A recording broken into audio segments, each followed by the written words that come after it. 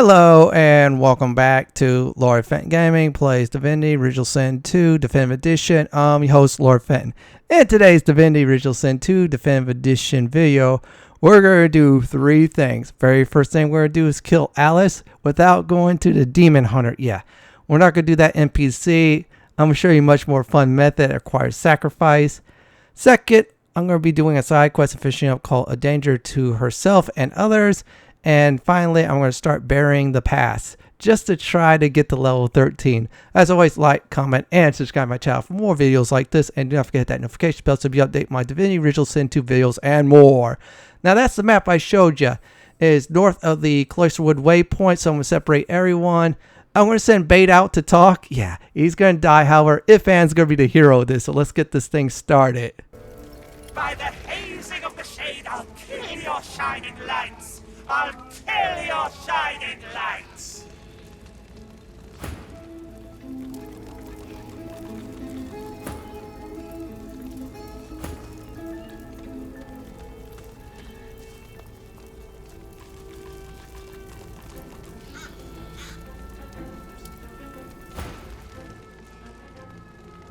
Trouble? Trouble? Bubbling skin and burning knuckle, I'll kill your shining lights! Oh, baby, oh, darling, I'm so sorry. You feel it too. Come to me, and I'll kill your shining lights.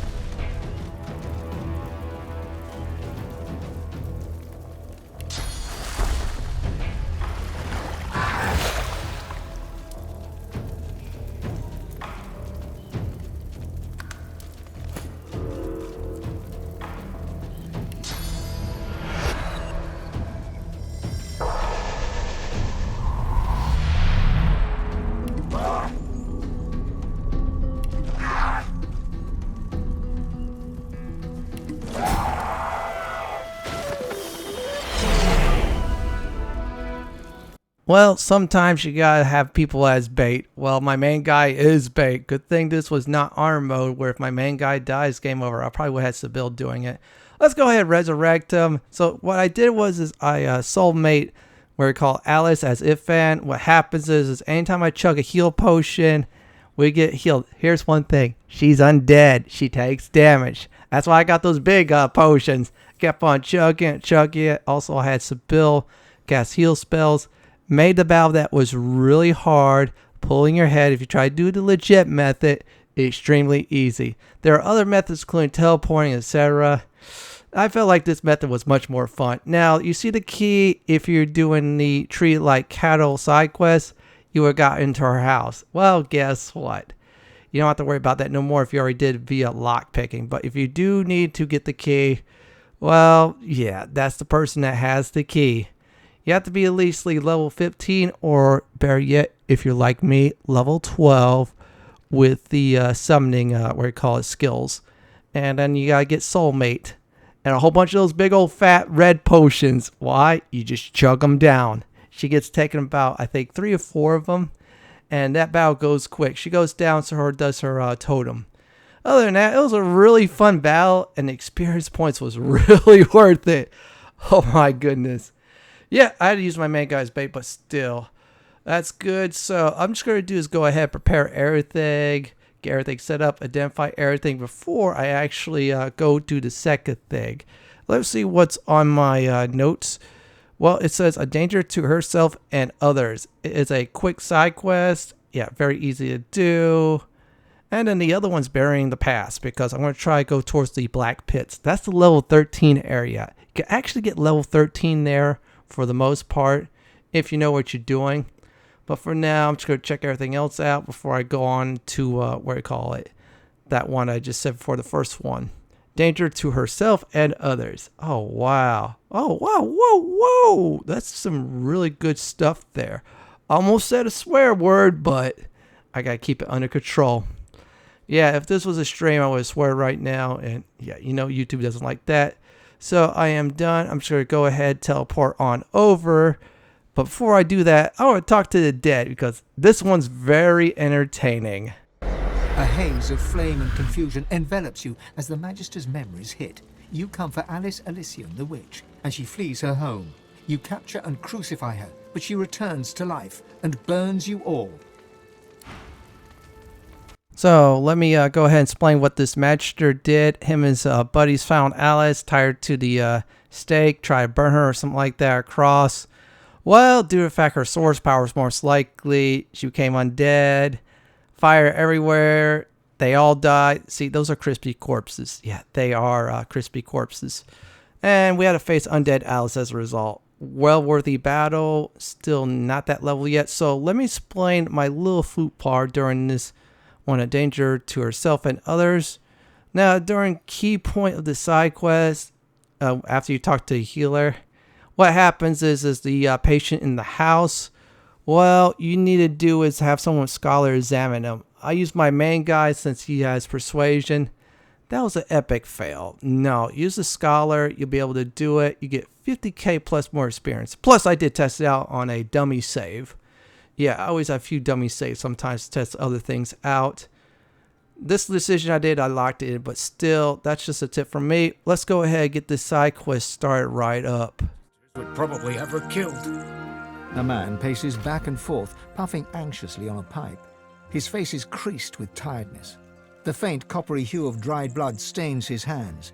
He sees you. If you're looking for healing or the like, then you'd best look elsewhere. My plate is full for now. The man chomps on the bit of his pipe, generating a small cloud of nervous smoke. Finally, he plucks it from his mouth and clears his throat. I came by a new patient, a young woman, very troubled. I'll do what I can for her, but I'll need to concentrate. And that means... He gestures with his pipe for you to leave. This isn't someone with a broken leg who needs to be held still. This is serious and dangerous. I doubt you could help. Fine. You can help. Take this key and go to the cellar. I'll join you there. Just be careful. It's clear she's a powerful sorcerer, but also whatever she was subjected to has warped her in body and mind. I have her locked up for good reason. So let me explain how this battle goes. You're going to be locked into a battle no matter what. Even when person who has scholar talks to, except for the scholar one gives an option to cure. You need to take out the emotions first. Their low hit points, if Fan's ability that goes through armor, which includes magical and physical. Well, yeah, you can kill one off very easily. Very simple battle line, should keep everybody alive. So I'm going to go ahead and talk to this person without a scholar. You're going to just see why. Across the cellar, a shape bearing some resemblance to a woman lurches around to face you. It utters a marrow-curdling gurgle. She senses us. Be calm and quiet. No sudden moves. Be careful. If you alert her, she'll... Another gurgle, sharper, angrier. Then the sound of rapid footfalls rushing towards you.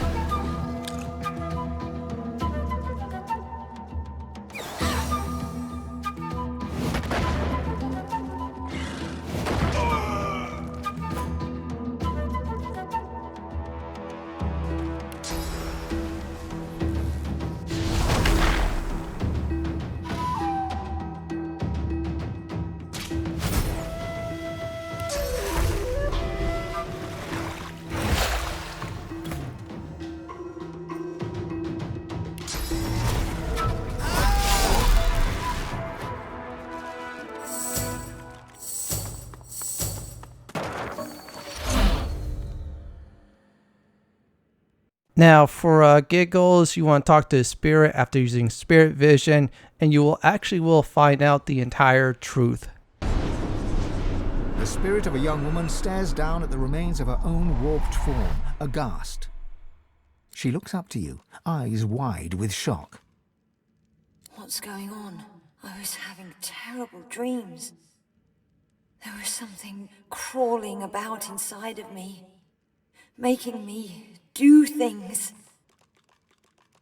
The Magisters, they arrested me in arcs. I remember being strapped to a table. They put something in my head. Something alive. I was put on a caravan. Then they said they were bringing me to Fort Joy. That I should be honored to become a pet of the Hammer. My restraints must have been loose, though. I remember running away, with blood on my hands. The rest is gone. Someone should try and see what was done to me. Nobody should be left to such a fate. Nobody. Poor thing. The gods must be in a bad humor to let this happen to her. He fishes out his pipe and tries to spark it alight with some flint. His trembling hands make it difficult work. He shoves the pipe back in his pocket. To hell with the gods. I'm going to see what I can learn from this poor girl before I give her a proper burial. Maybe it'll help me save the next one. The healer is too tired to even muster a scornful expression. You expect me to believe that?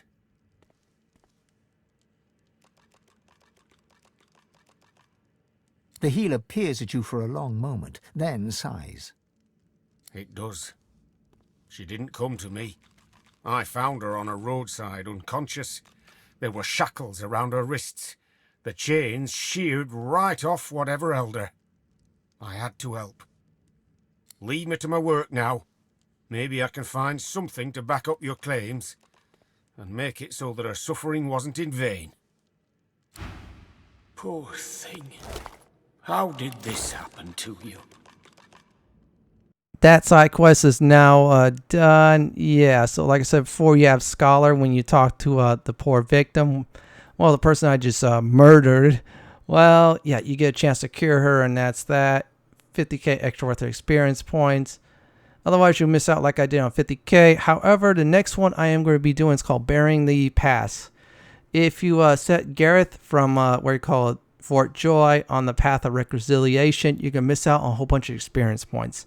I advise against that. Go ahead and use my timestamps for choices, so this way it'll help you out. Before we actually do that, I do want to speak with the spirit that I am curious about. It's true what the old miss told me. Victor, she said, you can't gamble forever. It's only a matter of time before your luck runs out. Bless her heart. The skeleton is old enough for flies to have eaten its flesh, though some of its owner's clothing still remains intact, including a belt with a gleaming buckle. The bones look properly intact, though its skull is askew, as if the skeleton is looking in a direction it shouldn't be able to. The belt may have been gnawed by rodents and reptiles, but the name engraved on its buckle is unmistakable: Victor. You see no blood or signs of struggle. The surrounding vegetation is green and healthy. Yeah, I was curious about that spirit. Now, the dog I would not talk to with Pet Pal because you get disease. It's alright, it was kind of funny, but So we'll go to Gaerth, set him on the path of vengeance. You'll get more experience that way. And besides, it is tied to another quest I'm going to be doing in a future video. Yeah, it's tied. So what I'm going to do is go ahead and talk to Gaerth and get his path started. Gaerth toils in monotony. Gaerth freezes, then turns slowly towards you. His breaths are steady, his voice a monotone. I'm digging my murdered parents' graves. I'd ask that you show your respects. Gaerth moves to continue his task, but his cadence falters. He pauses, silence hangs, begging to be broken. No, of course you didn't. Godwoken, I've seen Seeker's blood seeping into the sand. I waded through corpses on the deck of the Lady Vengeance. But when the lifeless eyes looking back at you are your own mother's, I just didn't know. I didn't know what darkness lied beyond pain. Now, well, now I do. I know the culprits. Dallas's pets. Such helpful tools they are too. The abominations do the dirty work, and the whites keep their robes clean. Convenient! They're still there, spreading their rancid smell through the house. Paladins came to clean up the mess. In the name of Lucian, they say, and they seem to believe it. Gaerth shies away from you. His eyes pass over the half-filled graves, and he takes a shuddering breath. I'm the one who has prayed. An endless litany. How many pleas does it take? How many tears do I have to shed? How much must I lose for the gods to listen? Gaerth forcefully exhales and looks past you to the nearby house. You fear he might snap the shovel's handle in two. Then you understand. Good. His hand moves from his shovel to his sword. He wipes his forefinger along the blade, opening a bloody gash. He stares at the wound, then wipes the blood across his glistening forehead. Go. Find out what craven white ordered their slaughter. Anyone that stands between you and truth, no matter the flag they fly or creed they follow, make them bleed!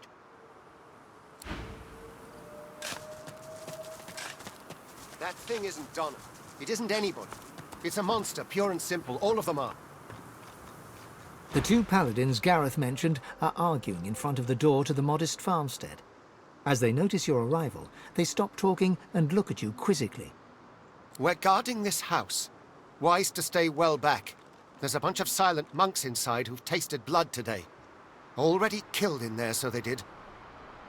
They didn't kill anybody. The magisters who control them did. You know Donna, she wouldn't hurt a fly. Not until they turned her.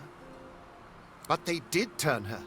And now she's not Donna anymore. Get it through your head. The poor creature should be put down.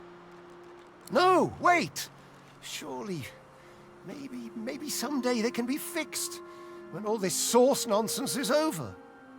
The other paladin rolls his eyes and shakes his head as he turns to face you. In any event, it's our business, not yours. You just stay well away from the door and you'll be perfectly safe. You can't do that. They were people who were loved.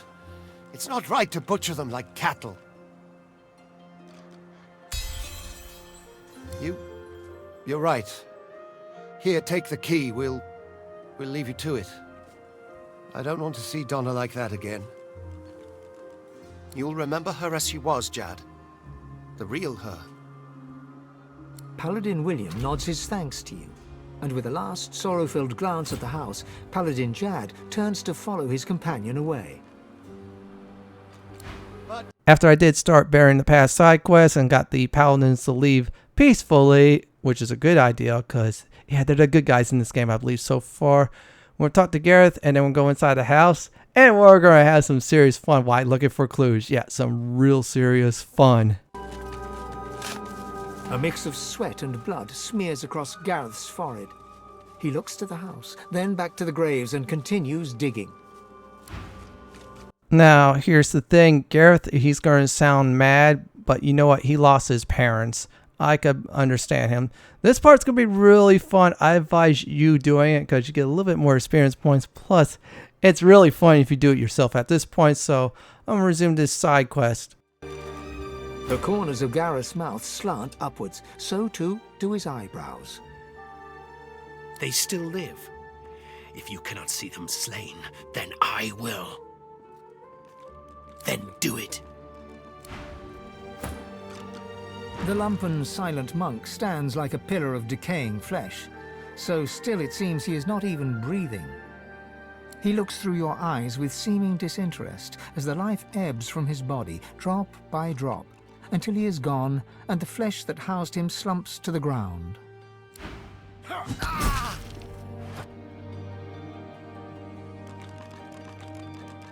Emaciated of body and spirit, this silent monk stands straighter than the others, the remnants of military bearing clear in her posture. This must be Donna, the one spoken of by the paladins guarding the door. She gives no indication at all that she has heard you, save for a single tear dripping from one eye. Her tears flow along with her blood, yet, even in the moment of death, she does not break her silence.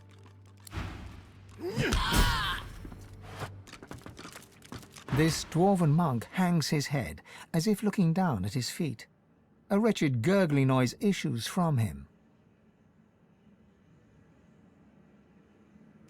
He does not resist in the least, merely slumps to the ground with one final gurgle. The silent monk looks like she was only recently converted. Her face was clearly beautiful once, and the eyes looking at you are not yet the full Fuligin black of other silent monks you have seen. One of her hands trembles. Twitching, it reaches out to you. Her eyes squeeze shut, and her whole body trembles, but she puts up no resistance as you kill her.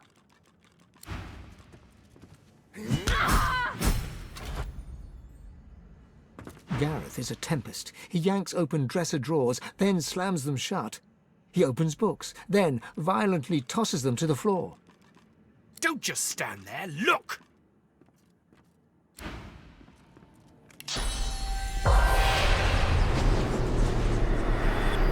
The spirit watches Gaerth in sadness as he rummages through the house. I hate seeing him this way. I wish I could reach out to him. Tell him how proud we've always been. Tell him to be at peace. Nothing we didn't see coming. We always knew Gaerth was fated for greatness. As a boy, he'd leap through the fields with wooden sword in hand, slaying imaginary demons, protecting us from whatever evil he would dream up. We also knew that good men make enemies. We knew evil would come, and so it did. Not as a demon or as a witch, but as a man Gaerth once knew as a friend. Jonathan. He watched eagerly as those shambling husks descended. It seemed like a game to him, like theatre. We would never blame Gaerth. The righteous always pay a price. May the Seven will it, he will always be the hero we know him to be. We always want to believe in each other. It's what separates us from the void. It's what makes our existence worthwhile. It's what we do next that defines us. We can respond with treachery, or we can rise above. I trust that you will. Gaerth did his duty. We felt it was only right that we did ours.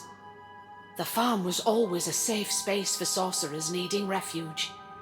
They deserved a haven, and so we gave them one. Our guests were usually frightened, shy, grateful. They never used their source, so the Voidwoken never came. The last one, though, she wasn't like the others. A lizard named Hanag. We housed her and fed her. Robes like a wizard's, voice like a queen's. Voidwoken appeared before long, and paladins after that. She clearly drew the Magister's attentions. Our fates were written. I never thought she meant to do us wrong. I don't blame her for fleeing to the Cloister Wood. I worry for her. Tell me you found something. Those atrocities don't act on their own. You know this as well as anyone. Someone had to give the order, and they'll have left some sign, some clue telling us who they are. They always do. The Whites are so proud of their cruelty, so satisfied with themselves. I wouldn't still be here if I had. Gaerth grunts and returns to his frenzied search. Tell me you found something. What? This is what trust has brought me. Not peace, not friendship, not the Seven's graces. Just death. Gaerth takes quick, tiny paces, back and forth, back and forth. Then he smiles. A thin, frightening smile. We both know what comes next. You'll see Jonathan dead, and you'll bring me proof. Gaerth holds his hands up to his face. Dirt clings to the underside of his nails. Grooves on his palm remain from his agitated digging. The self-inflicted wound on his finger is encrusted with blood. Do it, then. So here is a nice recap of today's video while I'm looting some people up, etc. I kill undead Alice, sacrifice my main guy to do so. Then, of course, I kill this one patient during a danger to herself and others. And finally, start Gaerth on his path of vengeance and burying the past. In the next video, I'm going to the Black Pits and start parts of On the Ropes. Well, this is it for my Divinity Original Sin 2 Divinity Edition Chapter 4 video, Reaper's Coast, Corpse of Alice Battle, and of course much, much more. This is Lord Fenton signing off. Thank you for watching, and have a wonderful day or night. Please stay safe. Please subscribe to my channel for more Divinity Original Sin 2 content like this. If you do like what you see, check out the upper right hand corner videos for my suggestion, on the lower right hand corner for a video suggestion from YouTube. Thank you for watching, everyone, and have a wonderful day or night.